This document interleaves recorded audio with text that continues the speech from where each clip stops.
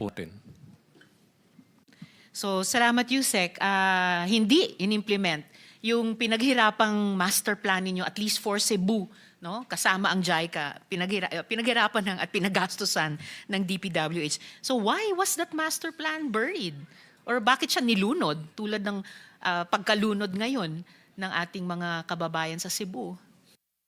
Your Honor, I'll find out the exact circumstances kung bakit po nangyari to. And will report to you, Your Honor. Salamat po. Nilibing ba yung master plan na yan? O pinigilan ba yan? O inayawan ba yan? Ano yung sense ng current leadership sa DPWH na naging ugali ng previous administrations ng DPWH dito sa master plan na dapat sana napigilan yung ganitong kalaking pagdurusa ng mga Cebuano? What appears, Your Honor, is neglected po yung mga master plans, even nung mga time pa po ni Secretary Singson, Your Honor. So, hindi natin pwedeng panatilihin yan. Maneglect ang isang master plan na dapat hindi ine-neglect, kundi aalagaan at poprotektahan yung ating mga kababayan, yung mga taxpayers na through the department ay nagbayad para dito at nagbayad sa JICA o sa iba pang partners ninyo. And sa assessment po ng department, USEC, ano naman ngayon ang kailangang tutukan ng DPWH Region 7 sa problema ng baha? May pagka-moving forward na po ito. Meron na po bang nasisimulang makita na dapat na future directions ng DPWH sa Region 7 kung hindi man sa iba pang mga rehiyon na flood affected din? Yes, Your Honor. Kasama na dito yung mga river basins na nabanggit na rin po ni Secretary. And all other measures po na to prevent po itong mga flash flood na nangyari, Your Honor.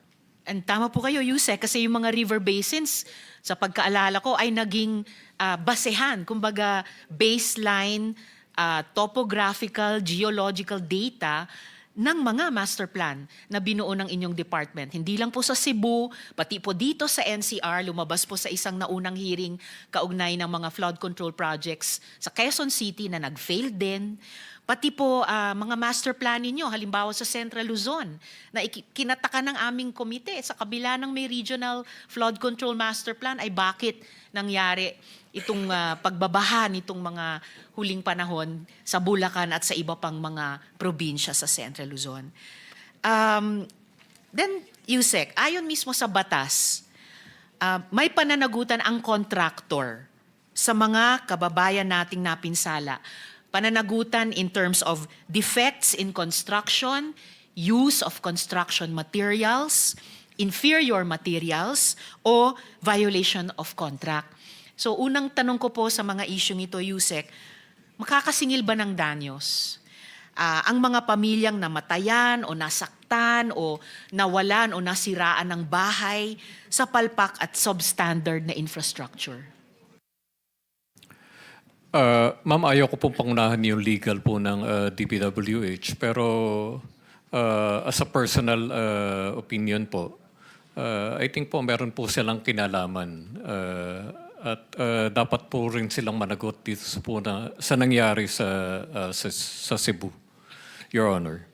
Salamat, Yusek. I hope yung ganyang ethical sense nyo mag-guide din o maging input din sa legal ng DPWH sa pag-consider ng tanong na ito. Dahil ito po ay magiging consistent kung sakali dun sa lumabas na sa aming komite na may obligasyon ang mga contractor sa gobyerno dahil sa pagkakaroon ng warranties, dahil sa pagkakaroon ng period, depende sa ganong kapermanente ang mga proyekto, 1 year ba, 5 years ba, 1 dekada ba, na accountable pa rin sila para sa quality at para sa durability ng mga proyektong ito. At hinding-hindi contrary doon kung magsasabi ang DPWH Legal na mayroon din silang sagutin itong mga contractors, pati sa mga kababayan nating nadamay.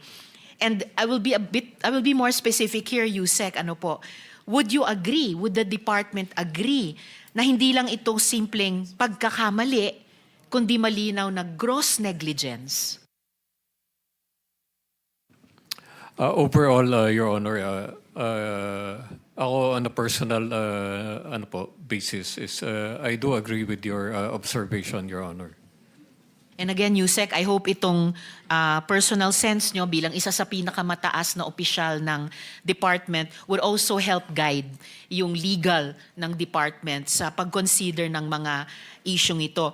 I would venture even further para itanong kung sang-ayon kaya ang department, at least i-consider na ang nangyari ay homicidal negligence. At dahil doon, dapat talagang bigyang danyos ang mga kababayan nating nawala ng buhay ng kanilang mga mahal sa buhay dahil sa kapalpakan ng contractors.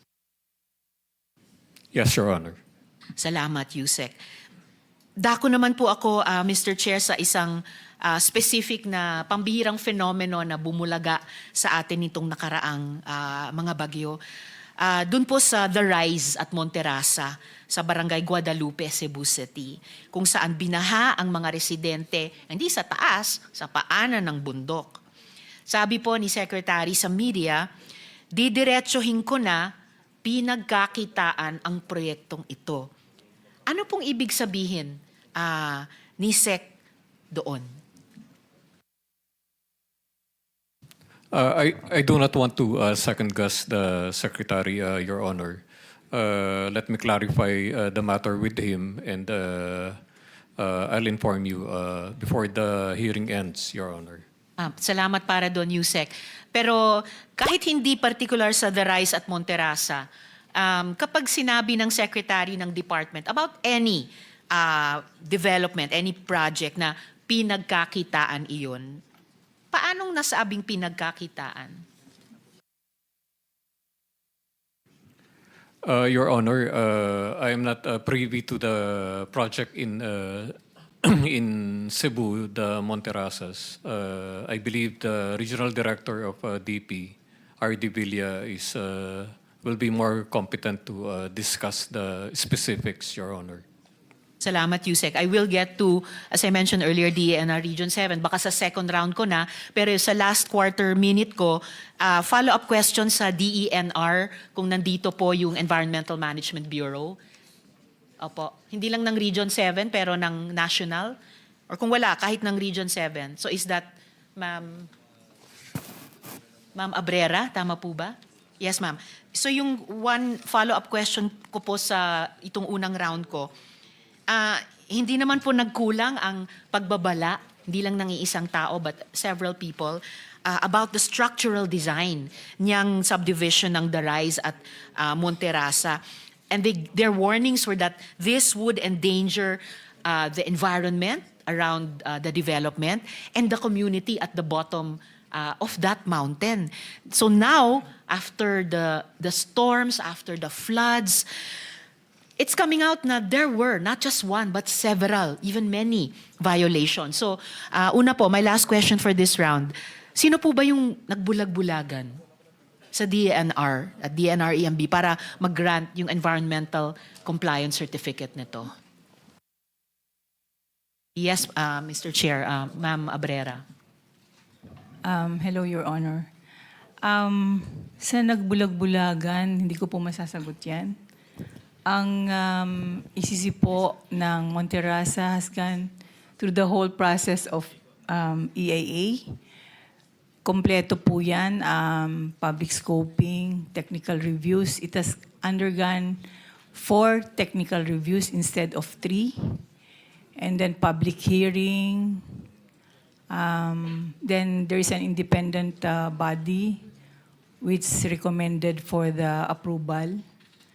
So 2007 and 2024 po siya. In closing for my first round, Mr. Chair, before I give way to Senator Pangilinan, hindi ko po matanggap na hindi nyo masagot sa nangyari at sa scale niya, sa tindi niya.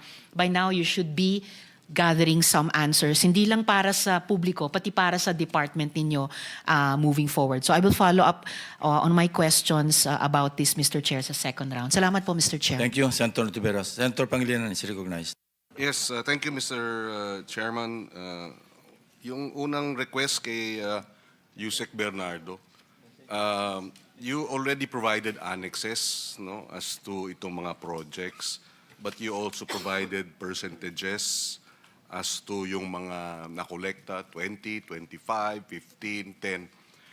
Pwede nyo ba, for submission na lang, isuma magkano ang base dun sa mga porsyentong nabanggit nyo at yung project cost, magkano ang kabuuang kickback sa buong ano ninyo, no, sa buong salaysay ninyo, no? Kasi mayroong 15 billion over 3 years, tama? 5 billion, 5 billion, 5 billion, tapos may 15% per year, no? So gusto ko lang malaman yung lawak, no, ang estima. Can you do that for us? Have it submitted? Mr. Chair, regarding that po, can I ask my counsel for a while? Yes, sure. It's just a matter of doing a summing up of all your all of the receipt, 15%, not only of you, no? Lahat nung mga nabanggit nyo. It doesn't have to be exact because we can always cross-check it anyway.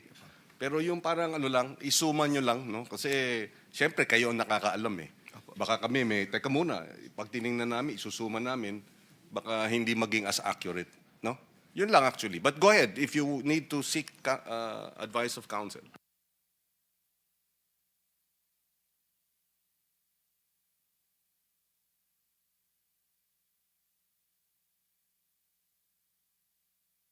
Mr. Chair, I was advised by my counsel to seek the permission of the Prosecutor General regarding that. Please. Go ahead.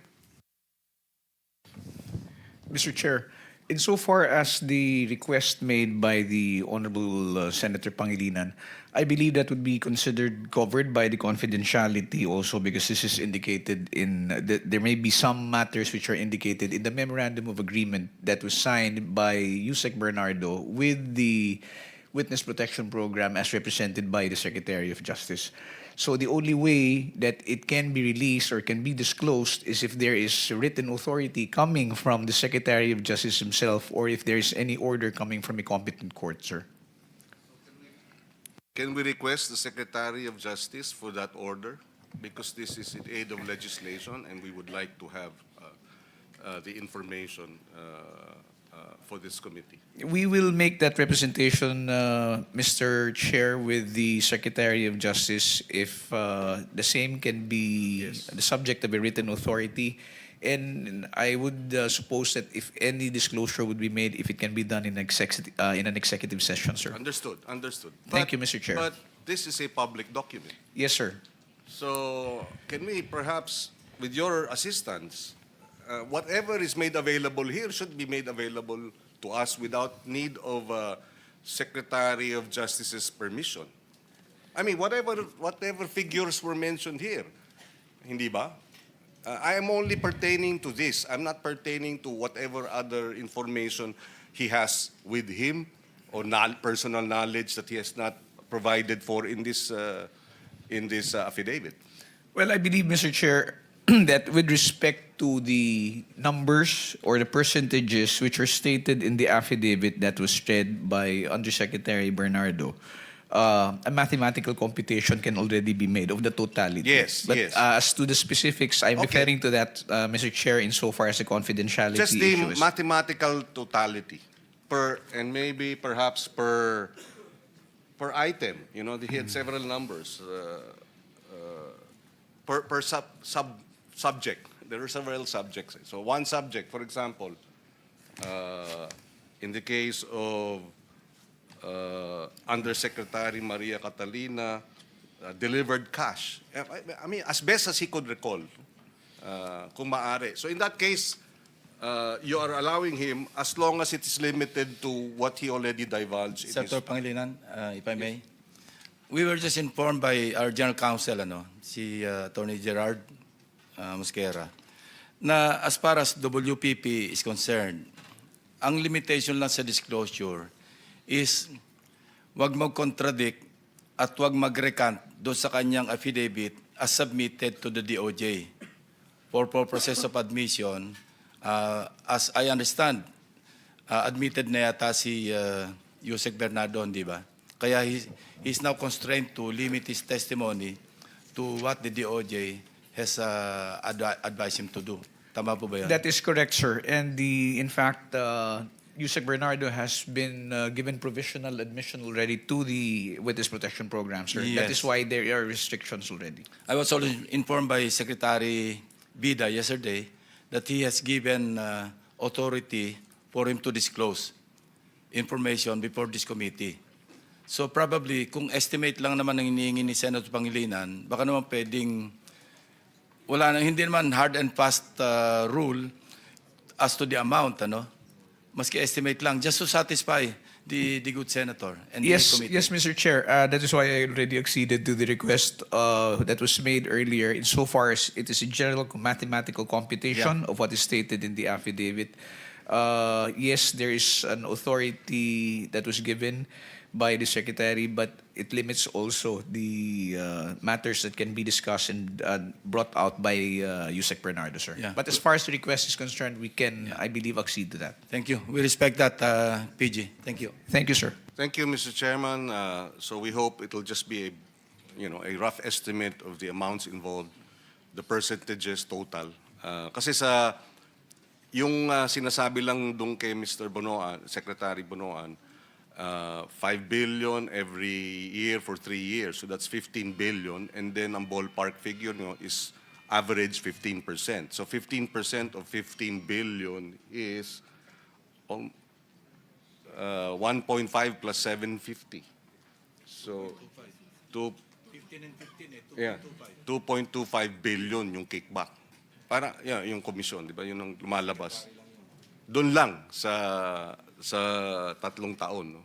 At yes, yung personal 15% allocation. That's why we'd like to see ano ba yung universe doon sa ano, no? So thank you. Nabanggit mo yung sa inyong Mr. Bernardo, napansin natin na sabi nyo, from time to time, meron kayong binibigay kay Yusek Cabral. Pay line 134 na cash. Yung iba detalyado, yung kay Yusek Cabral, walang specific amounts. Why is that? Bakit? Mr. Chair, I have to really come back to whatever is available records because just like as I mentioned in my affidavit, there were releases for, let's say, for the EDSA road projects, na lump sum. Now, I have, being a retired USEC from the DPWH, I have not yet recovered the notes or the SARO. Yes, of but this- okay, I understand. Pero halimbawa, delivered cash. On one instance, how much cash was that? In one delivery? As far as I can remember po, meron pong 5 million, 7 million. Ano yung pinakamalaking delivery? I think more than 10 million, but I really Okay. cannot. I just wanted that clarified, no? Kasi hindi na-specify. But okay. Sino pala si Engineer Opulencia? Right now, he was appointed po as regional director of NCR, but I was informed that he is no longer the regional director of NCR. Okay. So he is assigned to to a USEC or in the department. As far So as he's still there? yes, sir. Okay. Maybe please inform your head of agency, Yusek Bisnan, based on this testimony, you better have some administrative procedure. No? Your Honor, actually, he was invited and he In the submitted- case of Regional Director Opulencia, we will issue subpoena for the next hearing because he was invited and he's not here. So, issue natin ng subpoena for the next hearing. Yes, Mr. Chair. Well, in relation to that, Mr. Chairman, perhaps even Yusek, Trigiv, and Cabral, again, should be invited. But yung yeah, okay. Napansin ko din, Ginoong Bernardo, na on the section ng mga congressman, 3, no? bakit hindi very general?